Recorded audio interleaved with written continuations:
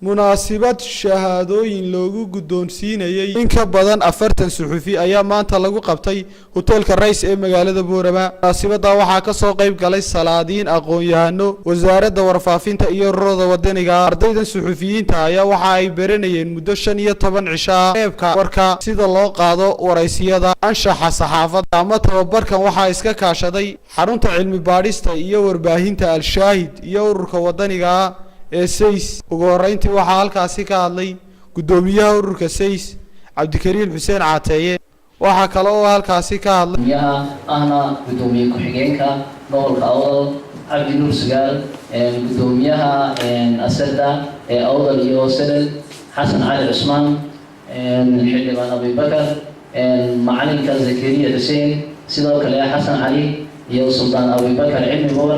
dhammaan marti sharafka halkan isugu timiday ardayda ka qayb qaadatay tababarka iyo marti sharafka kale halkan isugu timiday iyo haweenka qiimaha iyo qaayaha leh ee halkan isugu yimiday dhammaantiin waxaan idinku salaamayaa salaanta islaamka.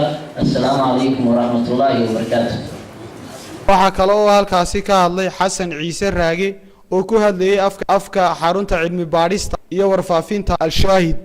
kan waxaa la aasaasay waqti hadda 3 sano oo naga joogo oo aad u madaaway SAYS baa ka daaway SAYS waxaan garanayaa wiilal waa hore inay jiri jirto sawirada maanta la aasaasay caafiga ku yaalo waa dhalinyar buu caafiya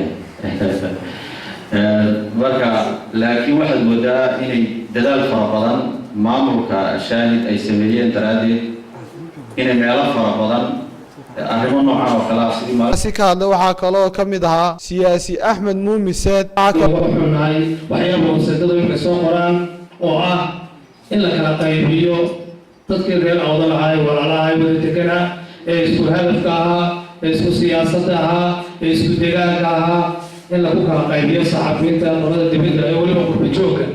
waxaan fariin halkan uga dirayaa hadlay macallinkii tabinayay intii uu tababarku socday Professor Zakariya Xasan meesha ka baxday dacaayadii ahayd reer Boorama wadada waxbarashada jecel hase yeeshee waa wada dhakhtar iyo injineer waxyaabaha kale aqoon u haystaan sidoo haddii araad ka salgaaray maahan arag wax walba cilmi walba way jecel yihiin reer Boorama taasaan loo soo baxday waxa kale ugu dambeyntii waxaa ardaydii halkaasi joogtay lagu guddoonsiiyay shahaadooyin. Qadar Maxamed Xasan, shabakada wararka Xidig News, magaalada Boorama.